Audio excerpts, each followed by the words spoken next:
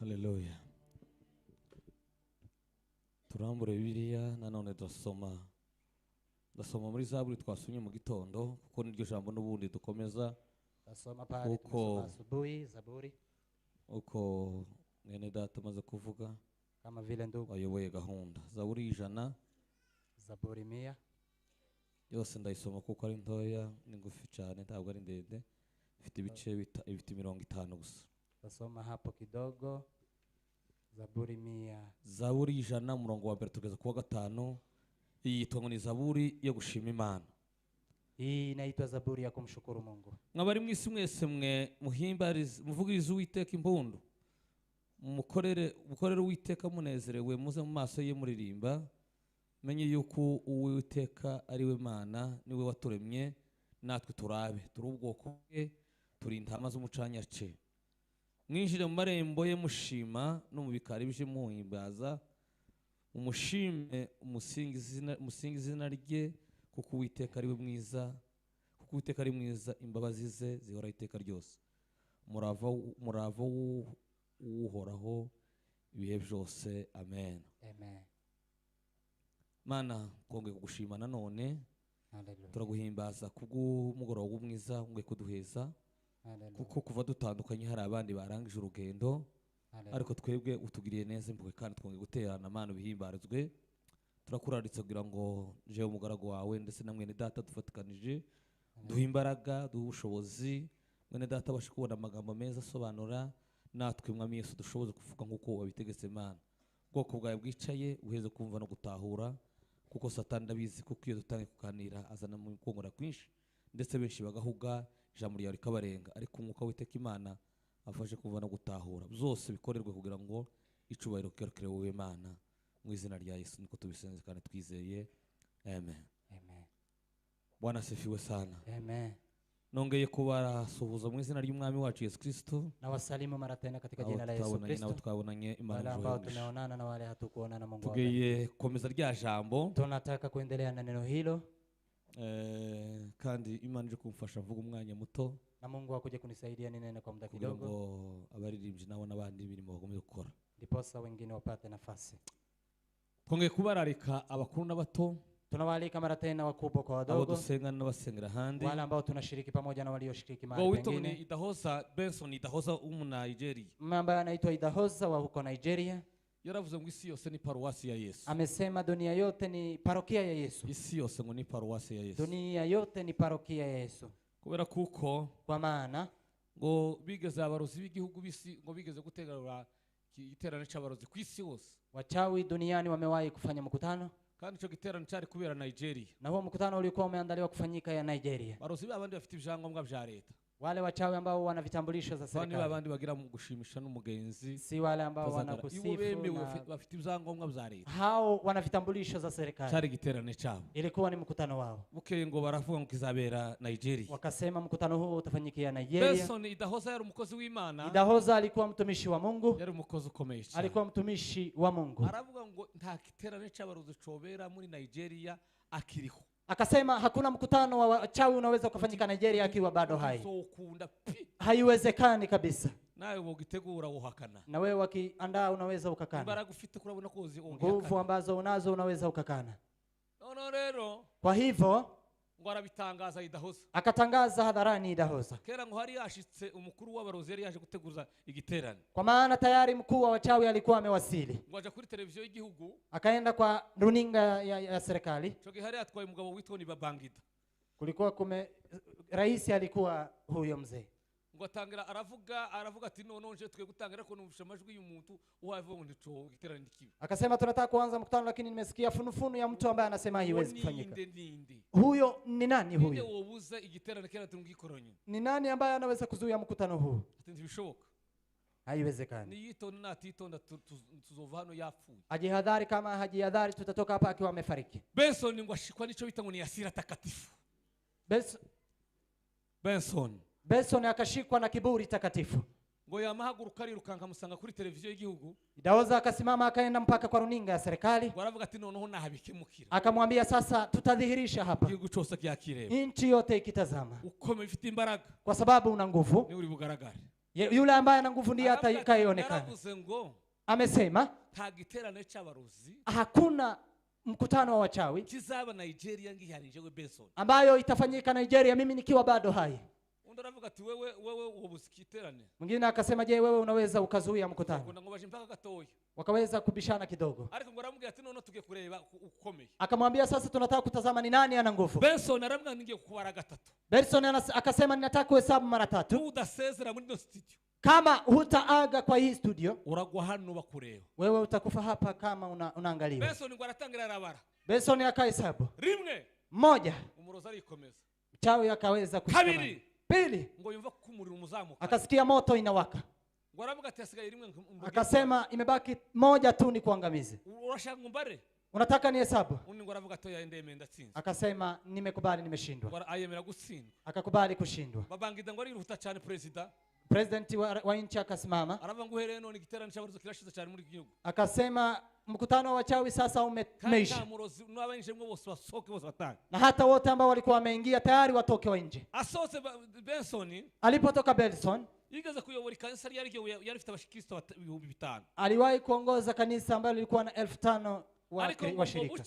Lakini Imana iramubwira ngo nasohoke mweje gutangira irindi. Mungu akamwambia toka nenda ukaanzishe kanisa lingine. Ngore aramubwira atariko wasaza. Mungu akamwambia wewe kichwa ni sawa. Umushumbu yowe intama 5,000. Mchungaji ambaye anaongoza kanisa la watu 5,000. Muzukunda abashumba bamwe bari mushaka ifaranga cyane. Si mnajua vile wachungaji wanatafuta pesa wengi. Faranga cyane.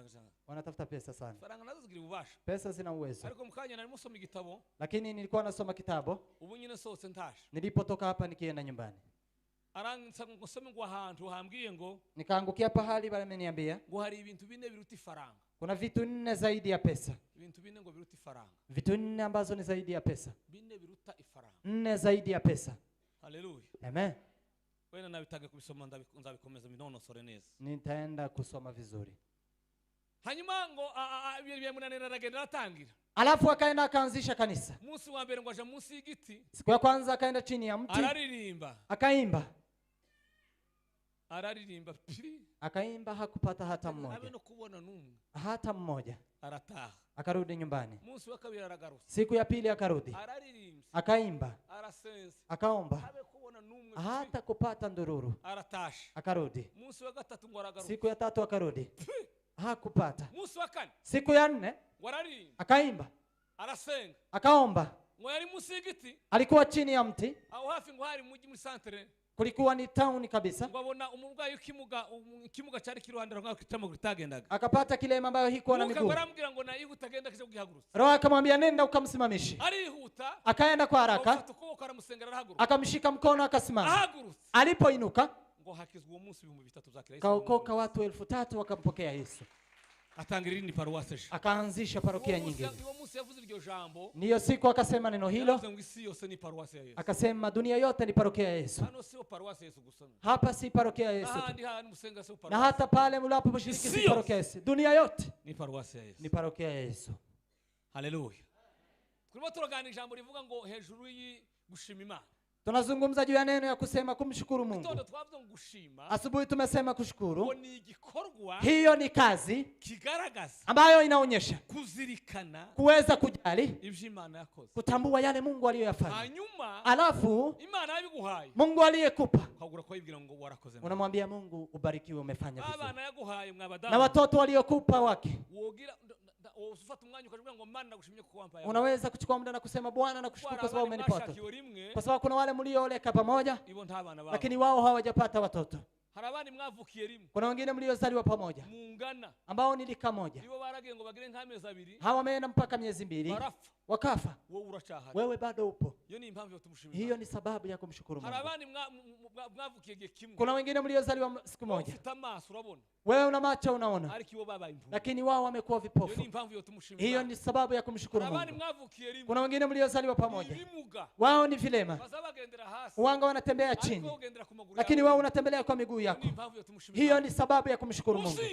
Ukikumbuka hayo, uretse ubunebwe bwo gutekereza, isipokuwa udhaifu kama fikra, ukabikurura wicaye, ukachukua ukikaa, biriho byinshi uzotumushimira. Kuna mambo mengi ya kumshukuru Mungu. Utararya, kabla hujakula, utarambara, kabla hujavaa, haracyari byinshi uzotumushimira. Kuna mengi ya kumshukuru Bwana. Biriho byinshi biracariho, izatuma tujimbere Imana dushima ubwo twaba tunyura mu bigeragezo hari byinshi bizatuma dushima nimuze nshuti dufatanye tubyumve kimwe birakwiye ibibazo byose twibaza mu mitima Imana ibifitiye ibisubizo. Haleluya, haleluya. Atukuzwe Mungu. Asifiwe Mwokozi. Haleluya, haleluya. Atukuzwe Mungu. Asifiwe Mwokozi wa daima. Mungu asifiwe. Kuna mengi, mambo bado yapo yanayotuweza kutufanya kushukuru Mungu, yanaweza kutufanya tushukuru Mungu. Haleluya, amen. Bwana asifiwe sana. Asifiwe Yesu. Bwana asifiwe. Amen. Uwageza amahirwe urubaka. Wewe umebarikiwa ukaweza kujenga boma, ukapata boma, umugabo ubona umugore, ukapata mke na mume. Abandi babishatse, wengine wametafuta ariko ntibabibona, lakini hawajapata. Biracariho byinshi. Kunayo mengi zotumushima Imana yanayoweza kufanya ushukuru Mungu. Tondo asubuhi burya kwa muganga, kwa daktari, kwa daktari ikintu kiba kihenze kibamwe mu bintu bihenze. Mojawapo ya vitu ambazo ni ya dhamani kubwa. Uriya mwuka bongerera abantu. Ni hiyo pumzi wanayoongezea watu. Uriya mwuka bongerera abantu. Hiyo pumzi wanayoongezea watu. Ni ya dhamani kabisa. Isaha imwe gusa. Saa moja tu. Ko mu Buhindi. Kama uko Uhindi. Ubuhindi saa imwe gusa. Uko India. Bawishuza $100. Ni dola. Isaha imwe gusa. Dola 100. Mu Buhindi bagushize ngo bomboni. Ukiwa mahali pote inakumaliza tu kwa saa moja. Na $100. Ni dola 100. Ibihumbi 13,800. 13,800 hivi. Hano muri Kenya. Hapa Kenya. Nasomye. Nimesoma. Barangu ni hagati y'ibihumbi 7 n'8. Ni 7,000 8,000. Muri Kenya bagushize muri bomboni. Wakikuwekea pumzi hapa saa moja. Saa imwe gusa. Kwa saa moja. Ni hagati y'ibihumbi 7 n'8. Ni kwa 7,000 8,000. Noneho ibaze nkugise nk'umwaku. Jiulize sasa ukiwa na bahati mbaya unaenda kwa hospitali unamaliza sasa masaa 24. Abazi imibare ni badukarikira. Wale ambao wanajua hesabu tu. Kwibaza ubufite nana jo dukarikira. Yule ambaye anajua kuhesabu hesabu. Ushaka kufata 7. Ushukue 7,000. Kuwe na masaa 28. Alafu uweze kujumlisha masaa 28. Ariko wewe kuva wavuka. Lakini tangu uzaliwe tibaragusha ngo bomboni. Hawajawahi kukuwekelea chuma hicho. Na bado unapumuka. Na hiyo pumzi hujailipa. Hujalipa. Ziracari nyinshi. Bado ipo mengi. Zotuma dushima Imana. Inayoweza kutufanya tushukuru Bwana. Mugabo muri Uganda. Mzee ambaye ni wa huko Uganda. Ngo yararwaye. Amewahi kuwa mgonjwa. Ngomara kurwara. Alipokuwa mgonjwa kumujana kwa muganga. Wakampeleka hospitali. Inkuru nkuze kubivuga cyane. Hiyo habari naisema sana. Ashitse. Alipofika ngomara amasaha menshi make atari banza ngo nijoro n'amanywa n'umunsi wose yamaze muri oxygen. Akamaliza usiku na mchana akiwa huko kwa oxygen. Bukeye ngo bamuha facture. Alafu wakamweza kumpa malipo. Yule ambaye amempa karatasi ya kulipa. Ngo ayirebse. Alipoangalia arunama ngo ararira cyane. Akaweza kuhuzunika na kulia. Akalia sana. Wari uyimuhaye. Aliyekuwa amempa. Waramwase wagize kibazo cyo kwishyura. Akamwambia je, huna namna ya kulipa? Wagize kibazo cyo kwishyura bill. Umekosa namna ya kulipa bill. Niba arico ndagufasha. Kama ni hiyo nitakusaidia. Waramuhakanira. Akasema la. Aramubwira ngo. Akamwambia sinaniwe kwishyura bill. Sikosi pesa za kulipa bill. Kindijije. Kinachonifanya nilie. Imisi mazima mwuka w'Imana mpumeka imyaka. Mfite imyaka 75. Mimi nina miaka 75. Pumeka umwuka. Nikipumua pumzi. Nta munsi n'umwe Imana irangishura. Hakuna siku moja Mungu amewahi kunilipisha. Lakini wewe kwa masaa 28 umenilipisha pesa kama hizi. Ati ndigaye ndavuga ngo ndumuhemu. Mimi nimeona mimi ni mkosefu kabisa. Na wundi warumuzaniye nawe bile nawe. Na yule ambaye alikuwa amemletea bile. Na yeye akashika. Akaanza kulia. Na yeye akaanza kuchukua vile ambavyo. Jeni. Sisi ni wadhaifu kwa kufikiria. Ni wadhaifu kwa kufikiria. Wewe kwako. Kuna wengine wamejifungwa watoto. Lakini wote wamekuwa majambazi. Wamewashinda. Lakini wako wamekuwa wazuri. Na wewe haujafanya chochote. Wewe isipokuwa rehema za Mungu.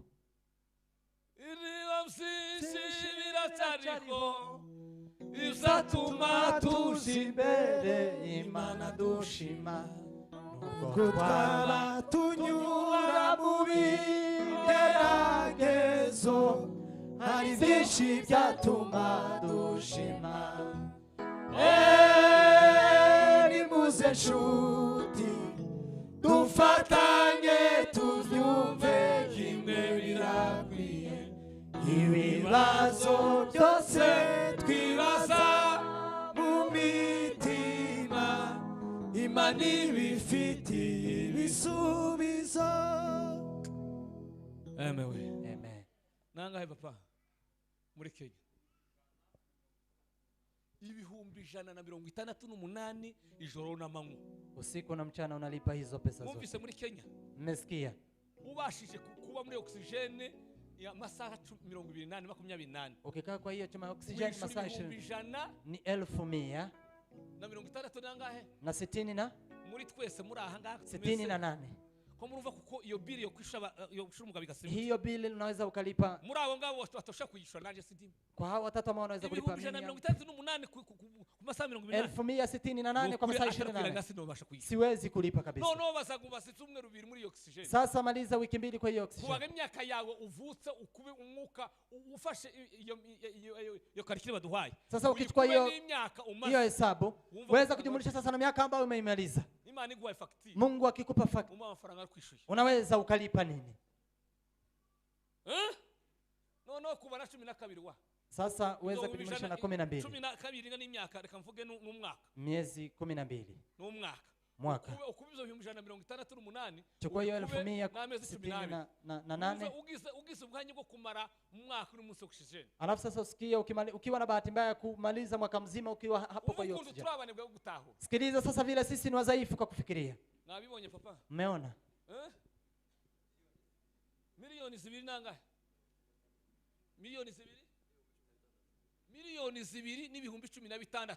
Milioni 2 na 1016. Aho ufite umwana w'umwaka hano ba. Kuna yule ambaye ana mtoto wa mwaka hapa. Aho ufite umwana w'umwaka hano. Kuna mtu ambaye ana mtoto wa mwaka hapa. Fata riti ntawe reke gufata urugero rw'umuntu. Tusichukue mfano wa mtoto. Ubasha kuba ufite umwana ufite umwaka umwe. Ukiwa na mtoto ambaye ana mwaka mmoja. Imana ikwishuje umwuka yahumetse umwaka. Mungu akikulipa akikwambia ulipe vile. Oba wishuye milioni 2. Unaweza kulipa milioni 2 n'ibihumbi bingahe? Na 18 n'ibihumbi 16. No gafite abana 3 4 5. Sasa wale ambao wana watoto 4 5 6 7. Na umugabo akare kundi. Kungeliza mume mwingine acha. Abenshi wae watabzaye. Wengine wangeacha kuzaa. Alikimana kwa umutunzi w'imbabazi. Lakini kwa sababu Mungu ni mwingi wa rehema. Anatupa kwa bure. Hallelujah. Hallelujah. Hallelujah. Uri mukuzaro kwageze 10 bose bagakura bagashaka. Unazaa unafikisha 10 wote wanakomaa. Mungu hajakulipisha hata dakika moja.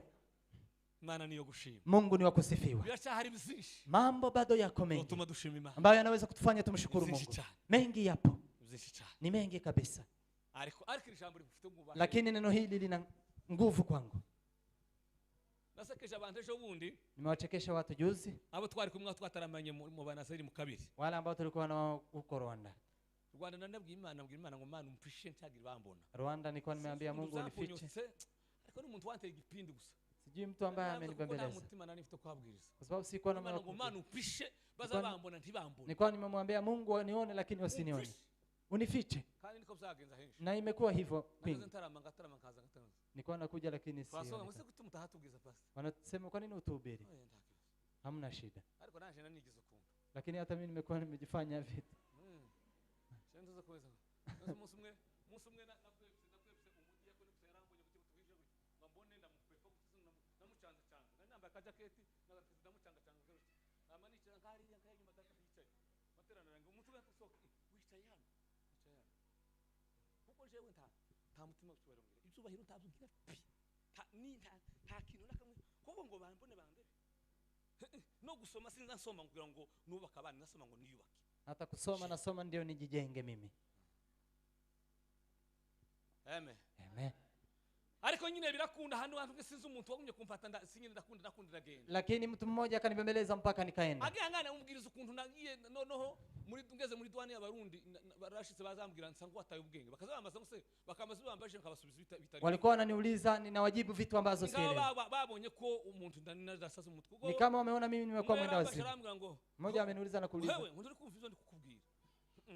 Naravuga ati ngo se ko ndaje. Unaenda wapi? Sinza umpaisha. Sijui ninaenda wapi.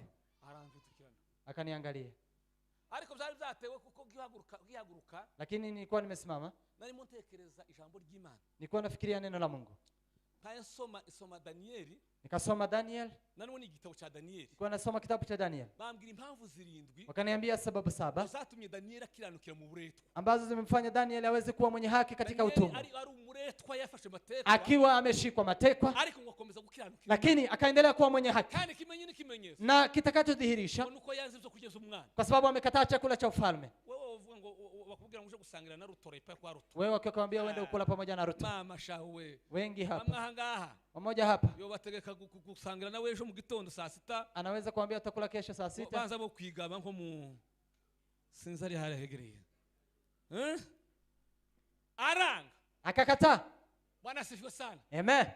Arambwira ngo impamvu ya mbere, akawaambia sababu ya kwanza yanze yakomeje gukiranuka, iliyomfanya aendelee kuwa mwenye haki, nuko Danieli, ni kwa sababu Daniel yakomeje kwitama ku magambo y'Imana, ameendelea kuyajali maneno ya Mungu, yakomeje kwita ku Imana, ameendelea kujali maneno ya Mungu. Ariko ijambo ry'Imana uzawumva, lakini neno la Mungu ambalo unalisikia na wewe unaendelea kufanya uache kufanya dhambi, linakuzuia kufanya dhambi. Ariko ngo impamvu ya mbere, lakini sababu ya kwanza iliyomfanya Daniel aendelee kuwa mwenye haki, ameendelea kujali yale Mungu aliyoyaamuru. Sasa nikaenda nikiwa ni kama nilipofika kwa boda walikuwa wananiuliza, lakini sijui, sikuwa najua wameniuliza nini. Nilikuja kusaidiwa na mama mmoja hapo, akaniuliza, tulikuwa tunakuja kwa akaniuliza una shida gani? Akili sasa ikarudi, nikamwelezea abwira umudwani, akaenda akaambia mtu hapo kwa boda, umudwani atumubwira azane nimero yao yaje, akamwambia alete namba, ndayizana, nikaleta, waranterera ndagenda, wakanipigia nasa ngo changanyika ukanta ubwenge, lakini nilikuwa nasikia ni kama nimepoteza akili. Nilikuwa nafikiria vile Daniel, hiyo juru bayaje mu bizima, hiyo mbingu ambayo Daniel atuyemo, ni hiyo mbingu ambayo Daniel anakaa. Unapata Daniel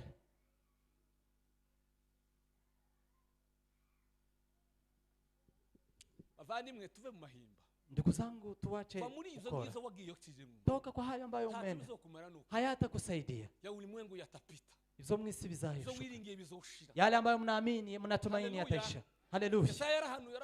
Isaya ametabiri na kusema, inua macho mtazame mbingu, akasema tazameni duniani, mbinguni litaweza kupita kama moshi, na dunia pia ardhi itatoka kama vazi, na wale ambao wanakaa dunia hiyo na wao watakufa kama vidudu.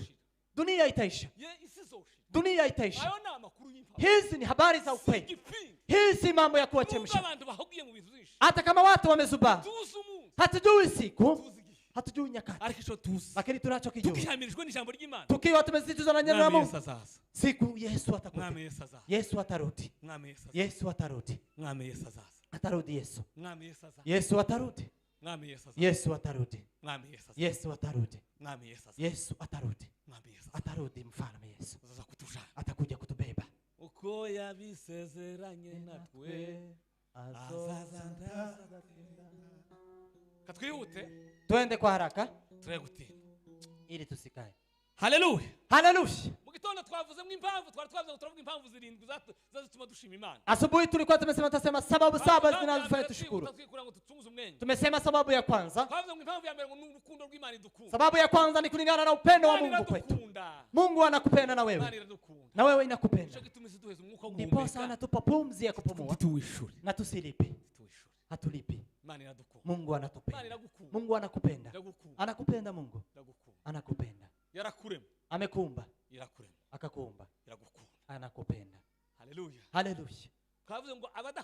Tumesema wasiopenda hawamjui Mungu, kwa maana Mungu ni upendo.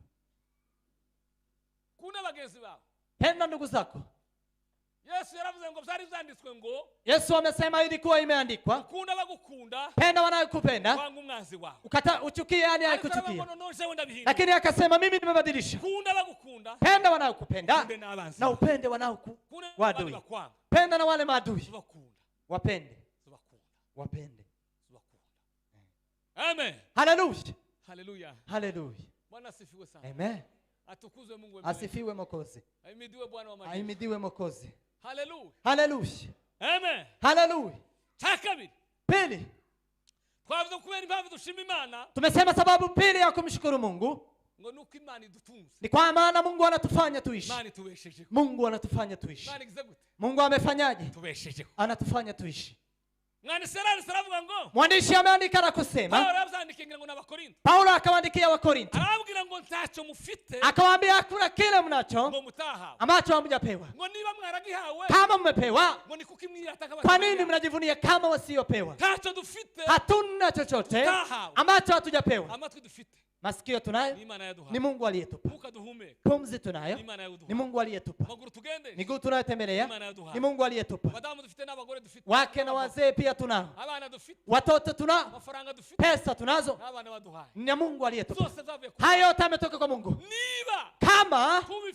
Kama tunayo tumepewa, kwa nini tunajisifia kama hatujapewa? Amen. Hallelujah. Atukuzwe Mungu wa mbinguni. Asifiwe Mwokozi. Bwana Yesu asifiwe sana. Asifiwe Bwana. Hallelujah. Hallelujah. Hallelujah. Bwana asifiwe. Amen. Zose twabihawe. Yote tumepewa na Bwana. Zose twabihawe ni. Yote tumepewa na Bwana. Zose twabihawe ni. Yesu ndiye ametupa. Tunaweza tukamshukuru. Tatu. Niwo twagarukiye. Hapo ndipo tumemalizia. Havuze ngo ni imbabazi z'Imana tugira. Nimesema ni rehema za Mungu. Zitubabarira. Anaturehemu. Zitubabarira. Anaturehemu. Yewe we. Yeah.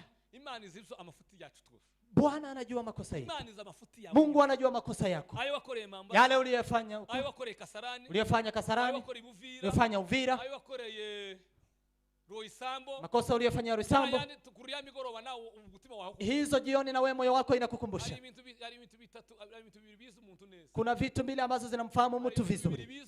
Ni vitu viwili vinazomjua mtu vizuri. Ambayo haziwezi hakuna mke ambaye anajua mume wake na hakuna mume anayejua mke wake. Hakuna watoto wanaojua mzazi. Hiyo ni kudanganya. Watu wawili ambao wanamjua mtu vizuri ni dhamiri safi na Mungu aliyemuumba. Wawili tu. Na tena Uwanga anasema mara nyingi kwa vitu 5 ambazo Mungu atajisaidia kuweza kukata. Tukifika mbele ya hukumu wa Mungu, mambo 5 ambayo Mungu atajisaidia nayo. Kwanza ambayo atajisaidia nayo ni dhamiri safi. Dhamiri safi. Je, utaficha moyo wako? Alikuwa na wewe katika mahali hapo, mahali hakujui, ulikuwa kwa giza. Mungu anajua, anapaona. Utakuwa na hiyo dhamiri safi. Utamwambia Mungu, mwambie huyu nimemuuliza, nimemkataza, lakini akakataa. Ilikuwa saa 12. Alikuwa Roisambo.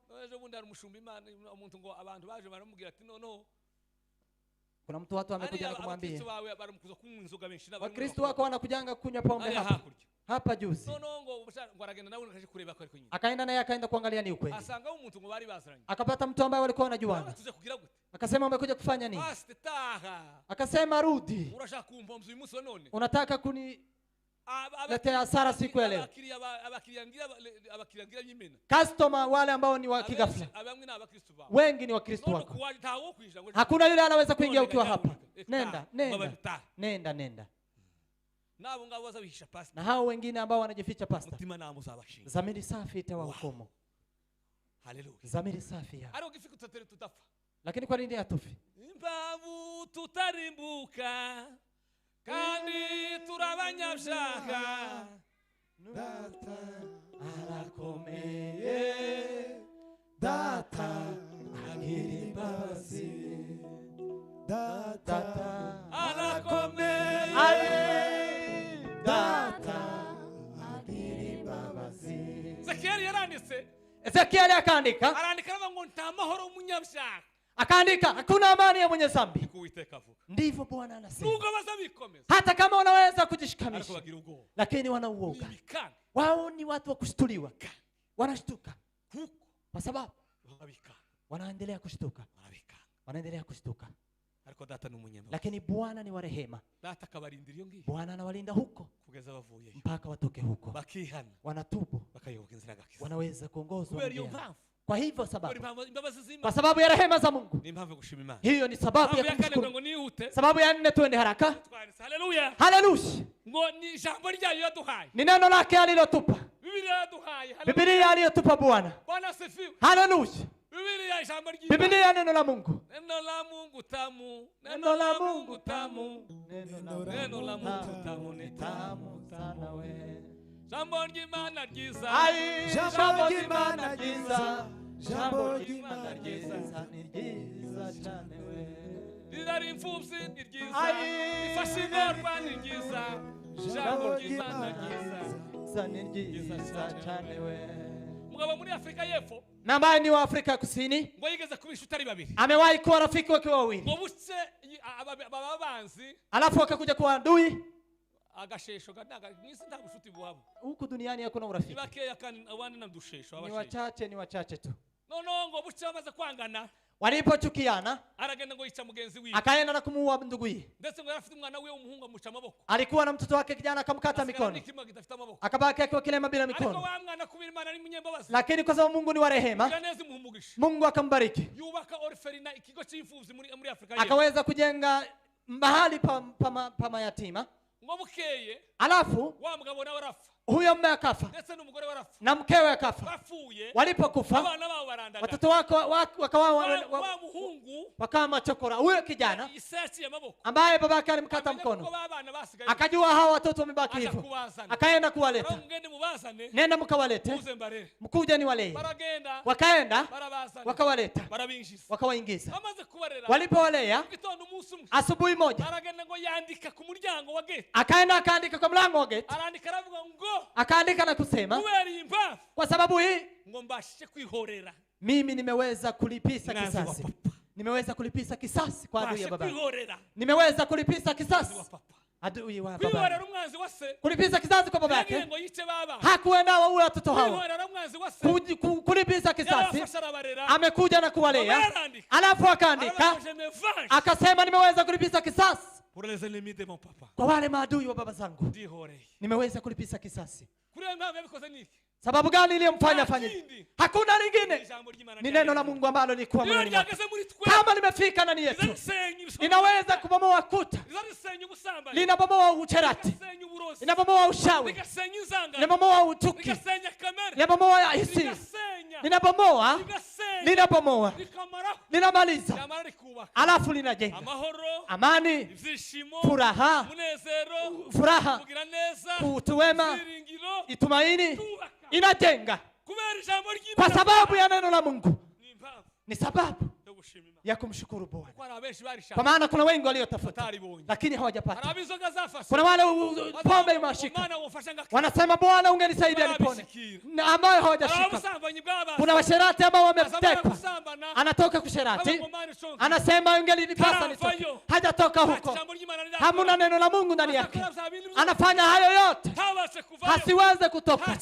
Hakuna neno la Mungu ndani yake ambalo linamsaidia. Lakini kuna wengine ambao nasema siwezi kusherati kwa maana neno la Mungu, siwezi kuiba kwa maana neno la Mungu. Nimewaambia wengine. Amen. Haleluya. Haleluya. Haleluya. Ngazari yangiye kwinjira mu gihugu narindi. Nilipotaka kuingia kwa nchi hiyo, barambwe ngo nta muntu wo kwinjira ngo bizabigora mu nkanga. Wameniambia kuna mtu ambaye anaweza kuingia hapo. Kwa hivyo tutatafuta vile kudanganya. Reverend akasema tutatafuta vile kudanganya ili upate kuingia. Nikamwambia Reverend, adui ambaye naye siku ambaye tunapigana naye ni uongo. Huyo ndiye adui tunayepigana. Na hata wale mnamjua mume mmoja aliwahi kufunza, amesema mtu akiokoka anahesabu tabia ambazo alikuwa nazo. Akiokoka kuna zingine alizoshinda, kuna zingine zimebaki, alafu anapigana nazo. Kwa hizo zilizobaki napigana ni tabia ya uongo. Nikamwambia nitasema ukweli wote, wanikubalie nihubiri ama nirudi kwetu. Reverend akasema hapa, wewe tumealika watu wako kanisani wananipigia. Nikamwambia vile ilivyo, siwezi kudanganya, nasema ukweli wote. Polisi akaja. Unatoka wapi? Natoka Kenya. kuraje he unaenda wapi? mfite ubutumwa banatumiye hano mu Wamenialika hapa Burundi. no ufite icyangombwa kihe? Una kitambulisho gani? passport nari mfite ngiye. Nikamuonyesha passport ndi hii. None ko bitemewe hari ukuntu bose barawonyuze bagusinyire. Kuna pahali umepita bazambwira ngo mvuge gutyo ngo mbeshe gakuntu kubyantunguye ngo ntabonye umwanya ugira gute. Useme hujapata vile. Ikanipata. Mazi misi ngana gute naraje. Nageze hano mu gitondo. Nimefika hapa asubuhi. Sinanyuze Bujumbura nanyuze Kigali. Nimepita muri ngenda. Nimepita Kigali. Kirundo ndaza ndabizinyiza. Nikapa nikafika huko. Ibintu biba bikomeye. Mambo ikawa magumu. Twamaze nk'amasankana. Tumemaliza masaa kama 4. Kaniambia ingekuwa rahisi. Nikamwambia reverend. Imana ishimwe ko mukije ku kinyoma. Aramukijije. Mungu asifiwe kwa sababu nimemponya kwa uongo. Yarambwiye tuke kusasa ramwe ngo aricusigiye. Ameniambia kuna kile umenibakisha. Na ni reverend ndugu yangu. Kama kuna adui ambaye tunapigana naye ni uongo. Niyo mpamvu jewe nimubwira abantu ngo bakisha kuza kugira kubasengera kuko umwuka yaramwe ngo kurasengera bari yuzi cyo bavuze. Ndio maana nasema unaombea hawa unajua kile wamesema. Nimewarudisha nikamwambia nenda siwezi kuombea. Sijui kile umesema ukifika. Uende kubariki uongo. Na ninapigana naye. Siwezi. Nimesema hata mtandaoni. Edha Mungu aniambie nikombe. Kama anyambie siwezi kuombea. Amen. Amen. Hallelujah. Hallelujah. Kubw'ijambo ry'Imana. Kwa sababu neno la Mungu. Hallelujah. Hallelujah. Paulo abwiye abakolosai. Paulo akawaambikia watu Kolosai. Akawaambia wa Kolosai. Ijambo ry'Imana. Neno la Mungu. Liwe ndani yanyu likiwa limeta. Likiwa na nguvu pia na akili. Hallelujah. Kabia Yoshua. Kamwambia Yoshua. Mtumwa wangu amekufa. Simama uweze kuvusha taifa hili la Kanaani. Kwa sababu vile nilikuwa na Musa ndivyo nitakuwa na wewe. Sitakuacha. Sitakuacha. Sitakuacha. Taenda na wewe. Lakini Yoshua condition. Hii kitabu cha sheria isiwe mbali na wewe. Ujiulize usiku na mchana. Ndivyo utaweza kubarikiwa kwa njia zako zote. Kama unataka kubarikiwa, kama unataka baraka, kama unataka uheri, kuna baraka. Baraka watu ni kama hawajui baraka. Watoto wengi si baraka. Dola nyingi si baraka. Gari si baraka. Diploma si baraka. Baraka hiyo ni favor. Hiyo ni uheri. Ni uheri. Ni uheri wa Mungu. Ni uheri ya kujulikana na Mungu na kupendwa na Mungu. Anakuita, anakuletea ndani ya Bwana. Hiyo ndiyo baraka. Nitarudia. Baraka si pesa. Baraka si kuwa na visa. La. Visa si baraka. Pesa si baraka. Watoto si baraka. La. Baraka ya ukweli. Baraka ya ukweli. Baraka ya ukweli. Ni uheri. Ni uheri. Neema ya Bwana ambayo inampa mtu na kumtoa kwenye dhambi, anamleta katika jamii ya wana wa mwana. Maana isimba Yesu Kristo. Bwana katika. Ukora bafite amafaranga. Kwa sababu kuna wana pesa. Bari mu gutandukana buri munsi. Lakini wanaachana kila siku. Bari mukura barwana. Wanapigana kila siku. Bafite amafaranga. Kuna wana pesa. Hawawezi kusinzia. Bari mukuyebaziza. Wanaweza. Bafite amadiplome. Wale wana diploma. Babananiye kubaka ingo zabo. Imewashinda kujenga boma zao. Si baraka. Umugisha. Baraka. Numugisha. Ni baraka. Numugisha. Ukomeye. Kumenya Yesu. Numugisha ukomeye kumenya Yesu.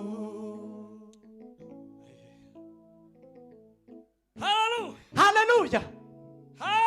Bwana asifiwe sana. Hallelujah Yesu. Bwana asifiwe sana. Asifiwe Bwana. Bwana asifiwe sana. Asifiwe Bwana. Bwana asifiwe sana. Asifiwe Bwana. Bwana asifiwe sana. Asifiwe Yesu. Kwahawe ijambo ry'Imana. Tumepewa neno la Mungu. Daudi aravuga, umwanditsi wa Zaburi aravuga ngo. Mwandishi wa Zaburi akasema, ijambo ryawe Mana. Neno lako Bwana. Ngo nitabaza. Hiyo ni nuru. Ambayo inaangazia miguu yangu. Tabaza. Nuru.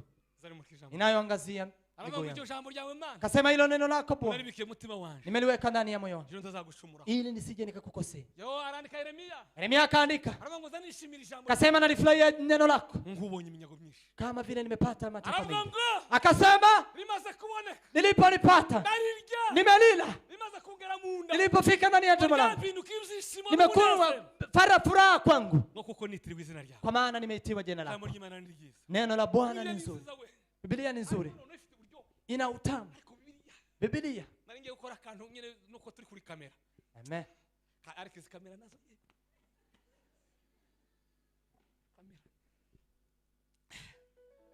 Amen. Amen. Bwa musaza yarambwira ngo iwe yanze byabusuma byanyu data we. Mzee amesema amekataa hizo vyuma. Rero musaza we kugiye kwandika ubutumwa. Warambwira ngo abo yabwirije. Wala aliwahubiri. Ngo niba barumvise. Kama wamesikia. Ngo basha kubwira n'abandi bose. Wanaweza kuambia wengine wote. Ndo wabwira kumkumva. Hizi vyuma mama anaweza kuambia mnasikia. Mnaweza kuambia wana lakini niko simesi. Ni hivyo dunia ilivyo. Lakini mimi hainibariki.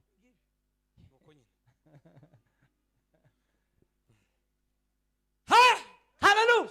Bwana asifiwe. Asifiwe Yesu. Hallelujah. Hallelujah. Biblia ni nzuri. Biblia ni nzuri. Usijisoma. Soma Biblia. Usisome. Soma Biblia. Soma Biblia usenge cyane kandi ushikame. Reka guhemuka amasezerano ari mu nzira. Soma Biblia usenge cyane kandi ushikame. Reka guhemuka amasezerano ari mu nzira. Nukukimana ndakabisha bila kusema kuzidisha, bila kuzidisha. Anaweza kunipa Biblia na kunipa kitabu na kalamu, vitabu za kutosha, hata nibaki duniani peke yangu. Siwezi kuhamisi watu. Ukweli na hapa nikibaki na Biblia na kitabu, hata nikae kwa mlima wangu mbele, siwezi kumumisi mtu hata mdogo.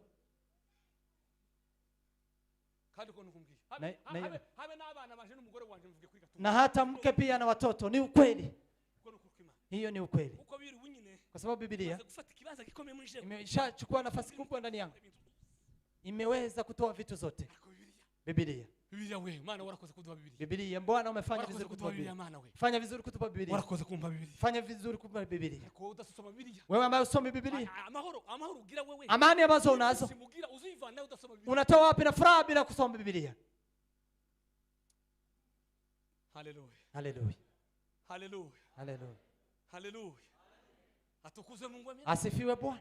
Himidiwe Bwana mwanzo. Asifiwe Mwokozi. Hallelujah. Hallelujah. Igitangaza ku boni twari zakera zo misezerano ryakera zirikuranye nabo misezerano risha nakwifuriza kutaburayo. Nigitangaza ku boni twari zakera zo misezerano ryakera we Aine nabo misezerano risha ndakwifuriza kutaburayo. Umuntu wese wundi yarambwiye tujuzi akaniambia n'umuvandimwe akaniambia ni ndugu uzokare kumaze guhenga mu rutugu wachana na bage wewe ni kama umugabo urimwo. Nikamwambia mume ambaye anakaa ndani hawezi kunifanya niache, ambaye anakaa hapo sibebi tu kwa mambo tu, sibebi tu na mambo, hakuna hata mambo ya kurembeka, lakini nabeba huyu mume na napenda Biblia yangu iendelee kuwa safi, iendelee kuwa safi. Kitu cha kwanza cha kufanyia usafi ni Biblia. Biblia. Hicho ndicho kitu cha kwanza cha kufanyia usafi kabisa. No, sisi kundi ya imani. Hallelujah. Hallelujah. Amen. Amen. Sisi kundi mizika. Sisi kundi vaika. Amen. Hallelujah. Kubera Imana yaduhaye ijambo ry'Imana. Kwa maana Mungu ametupa neno lake. Ni mpamvu yo kuishi. Ni sababu ya kumshukuru. Hallelujah. Hallelujah. uzuyisoma agahinda kuzuye umutima. Ukisoma ukiwa na huzuni moyoni, kumva karamanutse. Unasikia inashuka. Uzuyisoma ubukene bwanse. Unasoma umaskini ukiwa umekuja, ubukene buraje. Unasikia umaskini ukatulia. Uzuyisoma ukumva. Unasikia, unasoma unasikia. Iyo mpanu uva byanze. Ukisikia imekata. Iyo mpanu uva byanze. Nikisikia imekata. Zamfata Biblia. Nachukua Biblia. Na irambu. Nikifumbua. Nzasoma nk'ibice cya mbere cya kabiri. Nasoma sura ya kwanza ya pili. Yo naje ngana ku cya karindwi. Nikifika kwa 7. Kaza numva nika karubina ufunge kumuneza. Nasikia ni kama maji ambayo inatoka. Kaza funge naje kumara nk'igice cya ngana. Nikimaliza sura ya ngapi? Nataka kujazwa. Ndipo sasa ninaonyeshwa vizuri. Mungu akubariki. Tupatane nawe nikiwa nimesoma Biblia. Naonyeshwa, wacha kuona. Naonyeshwa vizuri. Naona vizuri. Kweli. Mudamu twahuye nawe Ibujumbura nako hariya Musasa. Kuna mko ambaye tupatana huko Musasa. Mahirwe nyina sanga naraye kuri Biblia. Akabarikiwa nilikuwa nimelala kwa Biblia. Alipoingia nipo msalimu. Naza ndamira wakambwira ngo sengera. Nilikuwa naza mbona meze nka transfer nkakayungiro. Nilikuwa naona ni kama anaonekana. Iyo shaka kwerekwa neza. Nikitaka kuonyeshwa vizuri. Iyo shaka nyakati. Nikitaka nyakati. Nasoma Biblia. Nasoma Biblia. Sina tera zaria ngumzire cyane. Sishauti haleluya. Naweza kucheza lakini naonyeshwa vitu. Lakini nikisoma Biblia vizuri naonyeshwa vizuri. Naonyeshwa vizuri. Haleluya. Haleluya. Amen. Biblia we. Biblia. Imana ishimwe duhaye Biblia. Mungu asifiwe kwa ametupa Biblia. Biblia. Penda Biblia. Ukundishije Biblia. Nimekupendesha Biblia. Ukundishije Biblia. Nakwambia upende Biblia. Ukundishije Biblia. Nakwambia upende Biblia. Ukundishije Biblia. Penda Biblia. Amen. Amen. Bwana asifiwe. Haleluya. Atukuzwe Mungu amina. Asifiwe Yesu. Haleluya we. Haleluya. Haleluya. Haleluya. Bwana asifiwe sana. Asifiwe Yesu. Haleluya. Katano. Tano. Iravuga ngo inasema ngo nuko ni kwa sababu twebwe sisi turi ibiremwa by'Imana. Sisi ni viumbe vya Mungu. Turi ibiremwa by'Imana. Sisi ni viumbe vya nani? By'Imana. Vya Mungu. Jambo ry'Imana Paulo yabibwiza bikunda kurivuga. Neno la Mungu Paulo akasema. Abibwira aba Efeso. Akamwambia wa Efeso. Aravuga ngo mwaba Efeso. Akamwambia Efeso. Ngo turabo yaremye. Sisi ni wale aliowaumba. Ngo itureme imirimo myiza. Akitumbia kwa kazi njema. Ndani ya Kristo Yesu. Turabo nisi ni wale yaremye. Aliyowaumba. Yaraturema. Ametuumba. Yaraturema. Ametuumba. Yaraturema. Ametuumba. Yaraturema. Itureme. Akitumbi. Imirimo myiza. Kazi nzuri. Ya muri Kristo. Ya ndani ya Yesu Kristo. Like warani yanditse impamvu zitanu zatumye Imana iri mu muntu. Like warani ameandika sababu 5 zilizomfanya Mungu aumbe mtu. Zitanu zatumye Imana iri mu muntu. Sababu 5 zilizomfanya Mungu aumbe mtu. Sababu ya kwanza. Yaturemeye. Ametuumbia. Kuyiramya no guhimba. Kumsifu na kumwabudu. Kugira gute? Kumfanyaje? Kuramya no guhimbaza. Kumsifu na kumwabudu Bwana. Yaturemeye gucuruza. Mungu hajatumba ili tufanye uchuruzi. Bidufasha kubaho. Ni yanayotusaidia kuwa. Intego y'Imana. Lengo la Bwana. Purpose ya Mungu. Imana kukurema. Ya Mungu kukuumba. Yarakuremye. Amekuumba. Ndio umsifu na kumwabudu. Pili. Yaturemeye gusa na Kristo. Kufanana na Yesu. Gusa nani? Kufanana na nani? Haleluya. Amen. Tatu. Ngo yaturemeye kuba mu muryango w'abana b'Imana. Ametumbia kuwa ndani ya familia ya wana wa Mungu. Kuwa mu rugo rw'iki? Kuwa ndani ya boma. Abana b'Imana. Ya wana wa Mungu. Haleluya. Haleluya. Bwana siwe sana. Asifiwe Yesu. Amena. Amen. Nasoma kitabu cy'Ibyahishuwe. Bwana soma kitabu cha Ufunuo. Ya minsi imyaka 7 ishize. Hiyo miaka 7 ikiisha. Kuko ari imyaka 7 tuzoma mu kirere. Kuna miaka 7 utamaliza angani. Imana kuvuga. Parapanda ikilia. Abera bazazamuka. Watakatifu watapanda. Bashare mu kirere. Waende angani. Tamaliza miaka 7. Na hiyo miaka 7 itakuwa imegawanywa kwa sehemu mbili. 3.5 ni ya kupimwa kazi. Kupimwa nini? Kazi. Kazi. Tuliyofanya. Ikiisha tuje kugororerwa. Tuende sasa kulipwa. Mungu aende kulipa kanisa. Atuvalishe taji. Haleluya. Haleluya. Haleluya. Haleluya. Tuzavikwika la la la la. La la la la taska inyenyeri. Nimuze tugende mu rugo rwa data baradutegereje. Nimuze tugende. Namara kuba akimaliza kutuvisha azabakira atawapokea. Yesu azabakira. Yesu atawalaki. Atalilaki kanisa. Atalilaki kanisa. Isaya akaandika akasema kwa mlima wa Bwana, Bwana ataweza kuachilia alafu awekee vino ambayo nimeninya vizuri, aweze kuwapokea. Haleluya, haleluya, asifiwe Yesu. Fikiria kupokewa na Yesu. Haleluya, haleluya, haleluya. Wamalaika na wengine wote bazaririmba bati yewe iwofuye yopfiriya bameze nk'aba, mazingororano n'amakamba n'abanesheje bizahabwa itorero icunguriye. Umugore w'umushanguruguru, kamba ni mvivu uko juu, umushanguruguru yagaza guhinga, yamaze kunana guhinga, alikuwa anashinda kulima. Ibigori abahinze bejeje, wakati wale ambao wamelima wanaanza kutoa, watoto wake wanaenda kuchungulia, alafu anawapiga na watoto hawana shida kwa sababu ya uvivu. Wewe ni mvivu lakini utachungulia, si kwamba wengine watakuwa wanapokelewa. Utaangalia angalia Yesuwe uofuye yopfiriya bameze nk'aba, mazingororano n'amakamba z'abanesheje bizahabwa itorero icunguriye. Haleluya, Bwana asifiwe, asifiwe Mwokozi. Haleluya, haleluya, haleluya. Halima umunsi Mukristo mwagara ku musozi w'igikundiro, ni kwamba Mkristo akafika kwa mlima wenye yasanze bamwirinzi, ameweza kuwapata wale ambao ni wa kujilinda, akapata wa upendo, akapata wale ambao ni wa pole, wakampokea, wakamrehemu. Lakini kunalo neno nzuri amesema, na walikuwa wanasoma kila siku, wanamwambia Mkristo mzuri, karibu katika mlima huu wa rehema. Mkristo mwema wanaenda na kuandaa, akirudi wanamwambia Mkristo mzuri, karibu katika mlima huu wa shangwe. Farijikeni, tumewekewa. Wacha umaskini utufanye vile tunataka. Tatizo zikuja, kuna siku moja Yesu atatupokea, atatulaki. Haleluya, haleluya, haleluya, haleluya, haleluya, haleluya, haleluya.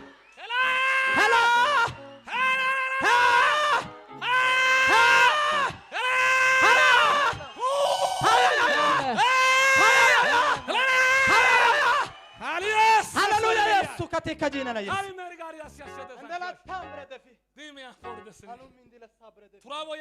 Sisi ni wale aliowaumba, akituumbia kazi njema ndani ya Yesu Kristo.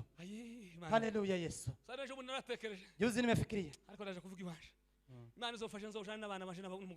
Mungu anisaidie ndugu wangu na wajukuu.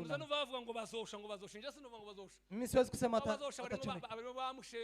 Kuna shangazi, kuna anko, kuna pia shangazi, hao wote. Huwezi kukubali shangazi akufe. Tuna kazi ya kuombea, ndipo sasa tuwabebe.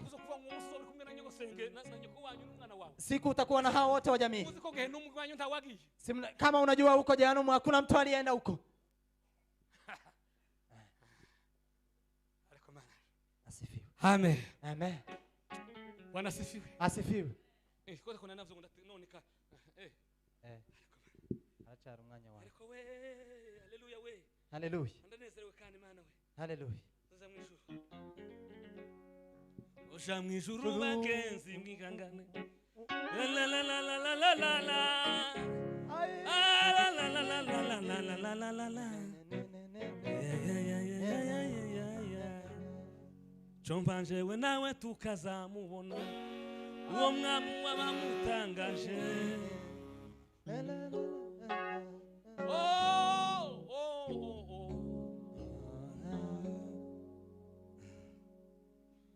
Umutima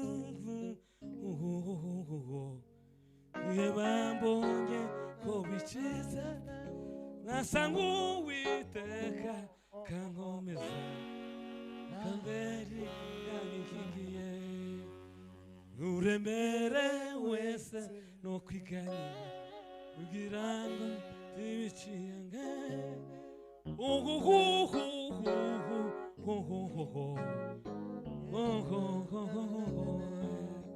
Yesu ningabikingira Yesu ningabikingira muzago zose no mu makuba Yesu ningabikingira Yesu ningabikingira Yesu ningabikingira muzago zose no mu makuba Yesu ningabikingira Haindi zisinika iyo simbabwira niyo mwijuru ntabwo bibayo ntanamarira ubwami bwa data ni heza ibyakabitubuza kuzagerayo nitwabyigana tukabireka tuzoririmba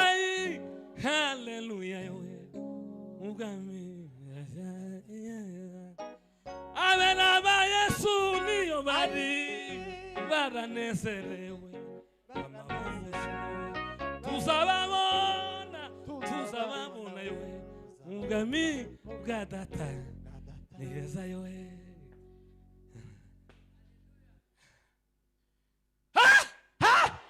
damubonye arambuye maboko aho umugeni yakoye ijwi rye ni nk'umugezi usumayo inseko ye izuba ry'icyayi mbese uzaganaye muri dutananye mbese uzaganaye mukisi utamara amasayo mbese uzaganaye mwene data yawe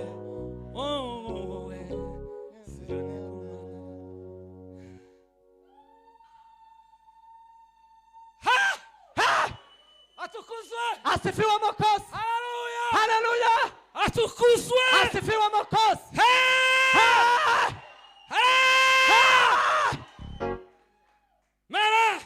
haleluya haleluya haleluya haleluya haleluya haleluya haleluya haleluya haleluya haleluya haleluya elandera sabra shimeli dredega ala kasi haleluya Yesu amen amen tukoze mu kwamire asifiwe Bwana turaba yaremye sisi ni wale aliyeumba twebwe twararemwe nayo sisi tumeumbwa na yeye yatumye imirimo myinshi ametumbia kazi njema yo mu Kristo Yesu ndani ya Yesu Kristo haleluya haleluya haleluya haleluya haleluya haleluya haleluya haleluya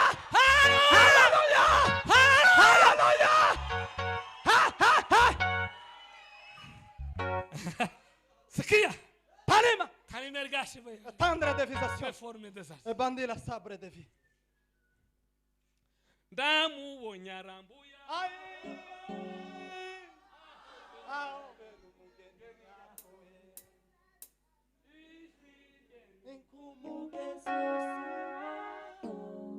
inseko zamarira amen amen atukuzwe Mungu amele asifiwe Yesu himidiwe Bwana majeshi nugera kururwa rurembo bazakwereka wa muhumetso wa Dawidi bakwereke kajya sanduku y'isezerano inkoni ya Mose akasa ya kidogobe n'izindi ntwaro zose zakera zakoraga ibitangaza inkike z'urwo rurembo rw'izaniya ruzengurutswe n'imihambi ikayangana tuzarubanamo n'abapfuye bize isi ntiyari ikwiriye ko bayibamo namubabaro uzaba mu rugo rurembo kandi imfubyi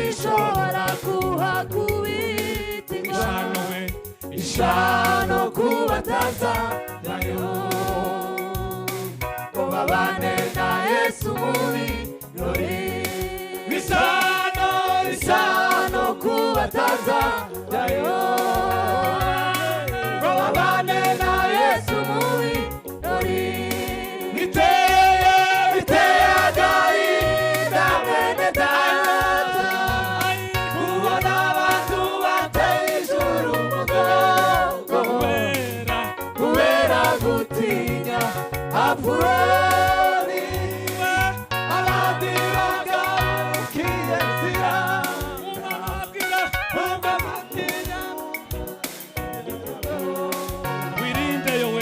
wirinde kumanuka kubasange no kukwica bashobora kukwicayo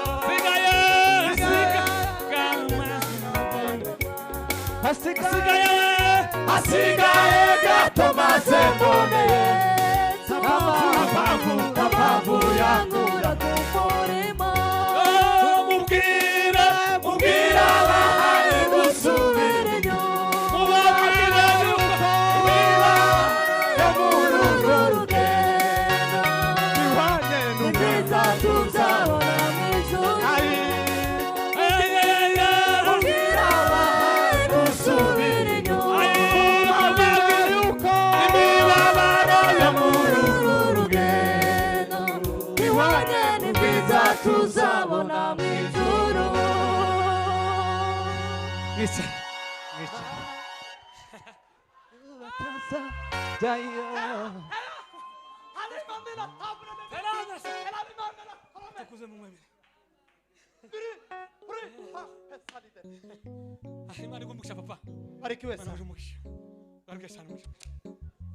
Gutanga birusha umugisha kuruta kutoa ni zaidi ya gutanga. Muzane isagani ya shari, muzane kila kitungo andoshe mana umugisha baba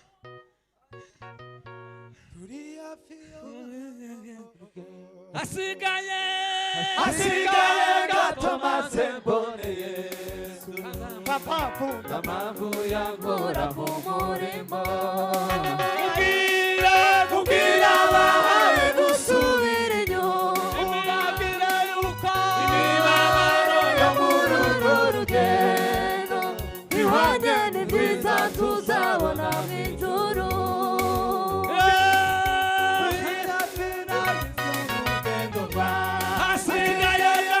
hasigaye gato maze mboneye Yesu amavu yangura ku murimo mubwira abahaye gusubira inyuma mubabwira yuko imibabaro yo muri uru rugendo bihwanye n'ibyiza tuzabona mu ijuru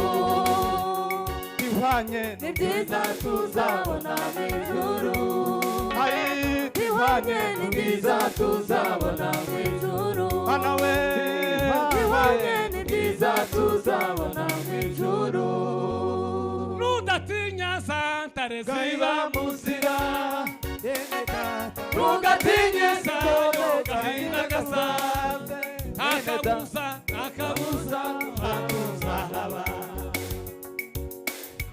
imitima y'agahinda gasaze ntugatinye santare ziba mu nzira tegera akabuza tuzahaba.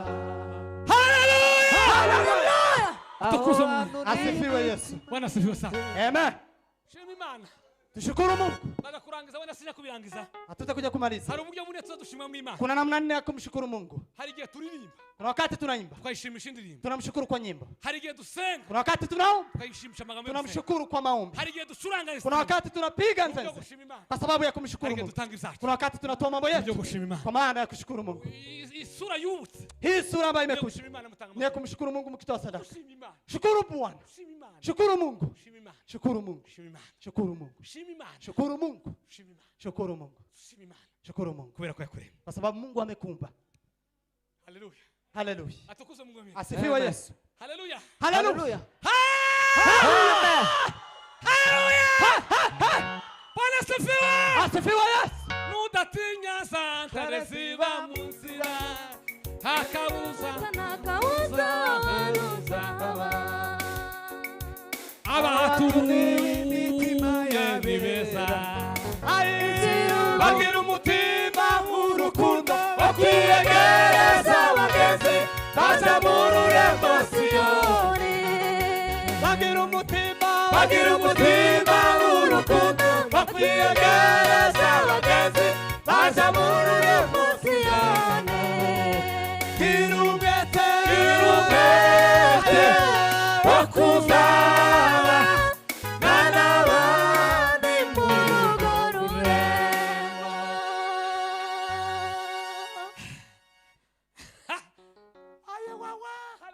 Haleluya, haleluya. Haleluya. Asifiwe Yesu. Naringeze kuri gatanga. Kumefika kwa tano. Gatanga kafuta ubwo mutange. Endelea kutoa. Yazimana ishwahiro. Tupe Bwana utukufu. Haleluya. Haleluya. Haleluya. Haleluya. Haleluya. Amen. Amen. Haleluya, haleluya. Haleluya. Gatandatu. 6 biravuga ngo impamvu ya gatandatu gushima Imana. Inasema sababu ya 6 ya kumshukuru Mungu. Ngo nuko twega turi ubwoko bwa. Ni kwa sababu sisi ni taifa lake. Turi ubwoko bw'Imana. Sisi ni taifa lake. Turi ubwoko bw'Imana. Sisi ni taifa la Bwana. Petro yarabyanditse. Petro akaandika. Arabango murabata. Akasema nyinyi ni kwani? Turi ubwoko bw'Imana. Ninyi ni taifa la Bwana. Isanga rye. Ninyi ni taifa la Mungu. Ambaye Mungu amewachukua. Ndiposa mtumike yale yenye haki. Murabata. Sisi ni wa kwanza. Murabami mufalme. Sisi ni wafalme. Murisanga. Ninyi ni taifa. Imana atoranije. Ambalo Mungu amelichagua. Ndiposa muweze kutangaza ya ukweli. Halita. Kamburi de la. Sisi ni wale aliowachagua. Sisi ni taifa. Sisi ni kuhani. Sisi ni wafalme. Sisi ni wafalme. Ambao Mungu amewapokea. Ambao amewachagua. Ndiposa tutangaze. Shukrani aliyetuita. Kwa maana hiyo tunaweza tukamshukuru Mungu. Haleluya. Haleluya. Haleluya. Nigeze kuva umuntu avuga ngo nimewahi kusikia mtu akisema hari abantu bahamagariwe. Kuna watu wameitiwa. Kuna watu wamechaguliwa. Kuchaguliwa. Tasema kile inamaanisha. Nasema Mungu ametoa invitation ya wokovu. Mungu ametoa mwaliko wa wokovu. Wale ambao wamekubali mwaliko hao ndio wamechaguliwa. Kuna yule ambaye Mungu amemkatalia kuchukua invitation. Kuna yule ambaye amemkatalia kuchukua invitation. Kwa nini mnasema kuna wale wameumbiwa? Mungu ako sawa. Ametoa invitation. Mwene data ari Runo. Runo ako wapi? No. Tuwatanze invitation baba. Tumetoa invitation. Waza kutahira ubukwe. Kwa wale ambao watakuja kwa harusi. Kuna mmoja watakuja, wengine wakatai. Wale watakuja ndio ambao watamfurahi. Wengine ndio wamechaguliwa. Tumepewa invitation yao. Ameweka mlango uliofunguliwa. Anayetaka ingia, anayetaka atoke. Lakini nakuja haraka ili nimlipe yeyote kulingana na aliyechafuliwa atafuliwa. Yule ambaye atakuwa mwenye haki ni sawa. Wale ambao wamekubali mwaliko wakaacha usherati, wakaacha ukorofi, wakaacha uongo, hao wamekubali mwaliko wakaweza kuchaguliwa, wakateuliwa. Asifiwe Yesu. Asifiwe Mungu wa Musa. Asifiwe Mungu wa Ibrahim. Asifiwe Mungu wa Yakobo. Asifiwe Mungu wa Yakobo. Haleluya. Haleluya. Haleluya. Haleluya. Yohana akamwandikia Gayo. Akasema anapendwa Gayo mwanangu. Akamwambia watu wawili. Akamwambia Diometrefe.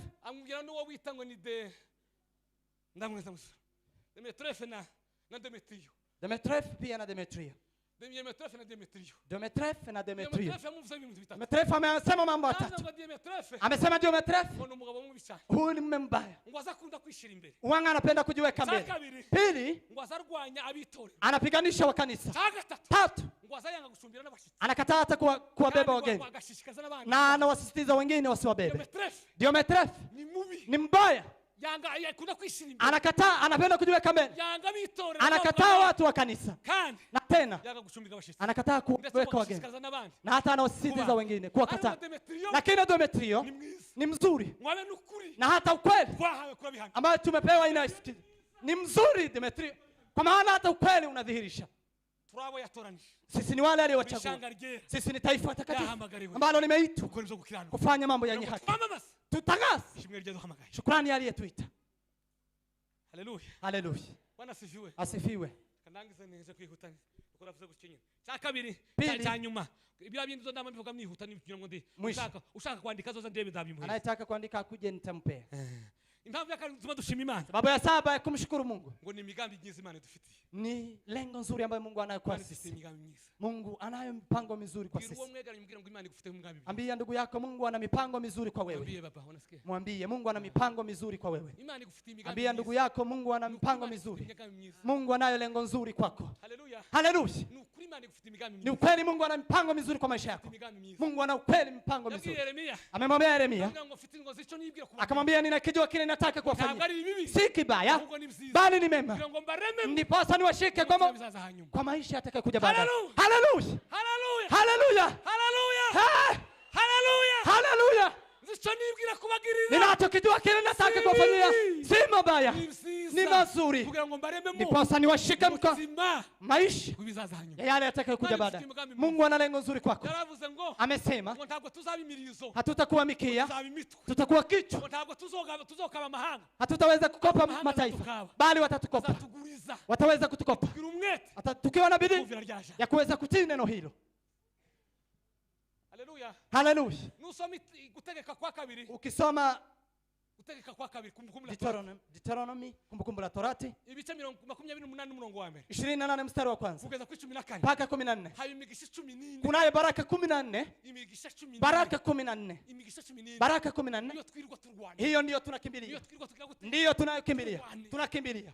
Lakini nugira umwe ukiwa na bidii wa kwikumvira amategeko ya kutii sheria zangu, imigisha yose hizi baraka zote zitakupea. Imigisha 14. Baraka 14. Soma. Hiyo ndio tunakimbilia. Amen. Amen. Haleluya. Haleluya. Arakazanza bishop. Karibu sana mchungaji. Melashi Fergaya. Ali Demante. Haleluya. Haleluya. Kwihuta rero tuvuge mwo ya nyungu ni tuvuga mwo yihuta izo sisobanura cyane. Isezegiye hehe. Umuntu ugayagize yanezerewe n'inkaza azabankina ndayiguyeho ndayibonye. Migisha 12. Baraka 12. Ndavuga nke yambu wa mbere. Kwanza, uyu muntu akunda gushima Imana. Tuakipenda kushukuru Mungu. Ngo ni uburyo bwo guhimbaza Imana. Hiyo ni nafasi ya kumwabudu Mungu na kumsifu. Cyakabiri. Pili, gushima Imana. Kumsifu Mungu. Ngo buzabu dufasha. Ni insiri dufasha. Ni njia inayotusaidia kufika mahali Mungu hapo. Haleluya. Haleluya. Tatu. Gushima Imana. Kushukuru Mungu. Haleluya. Haleluya. Ngo bitwereka bidushira mugambi w'Imana. Inatupeleka ndani ya ufalme wa Mungu. N'ubushake bwayo kuri twese. Na mapenzi yake kwa maisha yake. 4. Gushima Imana. Kumshukuru Mungu. Bizana amahoro mu mutima. Inaleta amani ya moyo. 5. Gushima Imana. Kumshukuru Mungu. Ngo buzabukurura Imana. Inaleta Mungu. Mungu anakuja mahali tulipo. Inaleta Mungu. Mungu anakuja. Inaleta Mungu. Mungu. Ni simako inayomsukuma Mungu kwa kushukuru. Kushukuru. Ni nguvu. Ni nguvu zinazomsukuma. Mungu anakuja. Haleluya. Haleluya. 6. Haleluya. Haleluya. Bwana asifiwe. Asifiwe. Gushima Imana. Kumshukuru Mungu.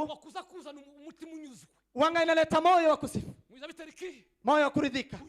Moyo wa kuridhika. Paulo akamwandikia Timotheo. Akamwambia Timotheo. Timotheo. Lakini kumtii Bwana ikiambatana na moyo wa kuridhika ina faida. Kushukuru inaleta moyo wa kuridhika. Ukikula unaridhika. Ukikula sombe unaridhika. Ukikula sukuma wiki unaridhika. Ukivaa vizuri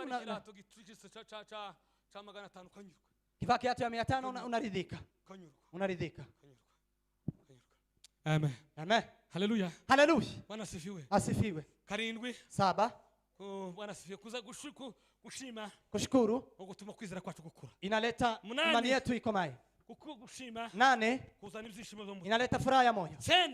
9. Gushima. Kushukuru. Ngo kuza kuhinyuza ukinyoma cha Satani. Wanga inapinga uongo wa ibilisi. Uziko Satani nikubwira abantu. Shetani anawaambia watu. Urapfuye. Unakufa. Uragowe. Unakufa. Uragowe. Wewe unakufa. Ariko umuntu ashima. ole wako. Kuja hinyuza imigambi. Lakini mtu akishukuru anapinga hila za ibilisi. Anamwambia shetani, sifi nitaishi. Sifi nitaishi. Kushukuru ni njia ya kuweza kupinga uongo wa ibilisi ambaye anatuambia. Anajua uongo wa shetani. Shetani hakuna kingine. Kuua, kuangamiza na pia kubomoa. Lakini ukishukuru unapinga kile uongo wa shetani. Namwambia shetani, nitazaa. Shetani, nitakuwa tajiri. Shetani, toka nyuma yangu. Amen. Amen. Hallelujah. Hallelujah. Bwana asifiwe sana. Asifiwe Yesu. 10 gushima, kushukuru kuturinda, inatulinda. Hallelujah. Hallelujah. Kutagira ishari ry'abantu. Kutokuwa na wivu na wengine. Kutagira iki? Kutokuwa na nini? Kutagira iki? Kutokuwa na nini? Ese abantu bagira ishari? Watu wana wivu. Hari abantu bagira ishari? Watu bado wana wivu. Waragiye n'ukuri. Ati anaenda. Ya kwigenda azagenda kuri UN. Wakati alikuwa anaenda UN, Imana ikamugirira neza. Mungu akambariki. None nawe ngo. Kwa hivyo na wewe. Waragiye n'ukuri. Eti anaenda ukweli. Haragiye nyine. Anaenda. Haragiye. Anaenda. Haragiye. Yabona undi yaguze igitenge ngigezwe akiona mwingine amenunua kitenge anasema huyu ngubanza nyine ngo sinzi akamatangira kukusanya inshigo zitari ngo yagikuyemo. Anatafuta njia. Mungu amembariki akapata kitenge. Haleluya. Haleluya. Bwana sifiwe sana. Haleluya. Haleluya. Haleluya. Ariko umuntu agira umutima wo gushima. Lakini mtu akiwa na moyo wa kushukuru kuzamukumurinda inamlinda umutima w'ishari. Moyo wa wivu. Gushima. Hakuna mtu ambaye anapenda kushukuru ambaye ana wivu. Wivu ni mtu ambaye hashukuru. Amen. Amen. Esa abantu byavumikana. Kuna mahali inasikika. Kuna kitu ambacho nimesema. Imana nisizigira abantu bose. Mungu ni mwema kwa watu wote. Anawanyeshea.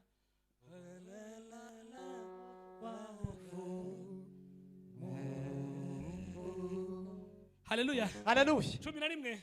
11. Gushima, kushukuru, kudufasha, inatusaidia amaso umutima yacu imbere, macho yetu ya ndani agakinguka na anaweza kufunguka. Paulo yabwiye Abatesalonike. Paulo akawaambia Watesalonike, amaso y'imitima yao, akamwambia macho ya mioyo yangu aweze kuona. Iyo tugira umutima wo gushima, tukiwa na moyo wa kushukuru, amaso y'umutima, macho ya moyo azakinguka, yanafunguka.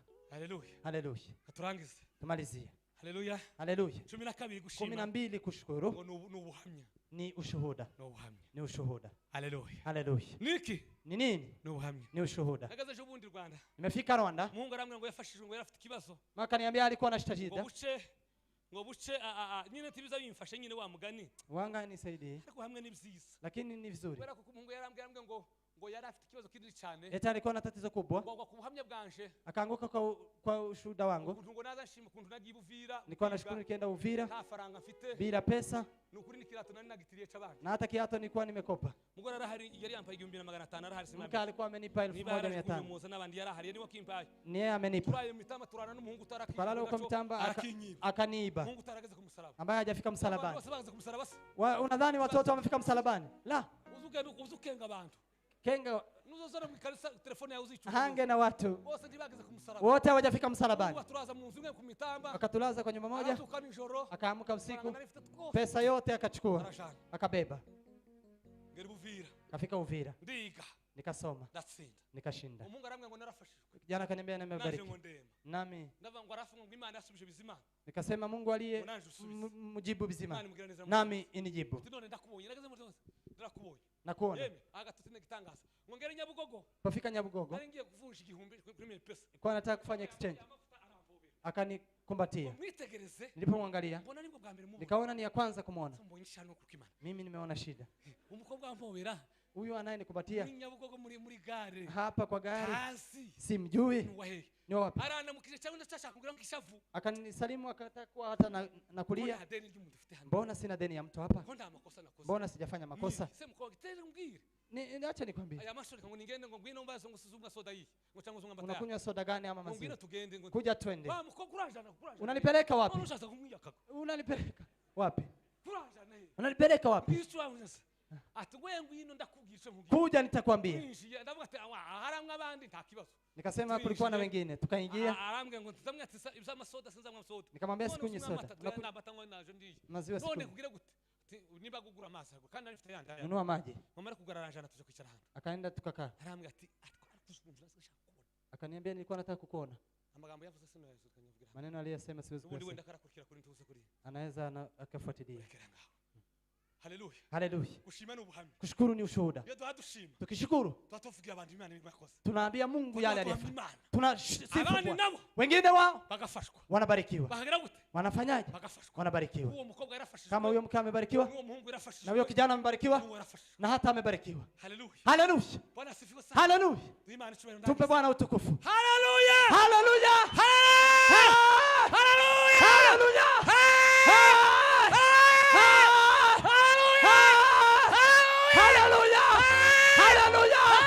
Haleluya. Haleluya. Jambo ry'Imana libaganze. Neno la Mungu liwabariki.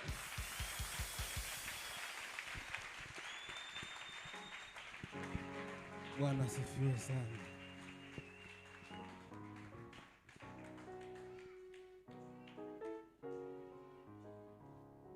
Jambo ni ryiza. Neno la Mungu ni nzuri. Twongera dukomere Imana amashi. Kongamano sote tushangilie sana, makofi sana kwa Bwana.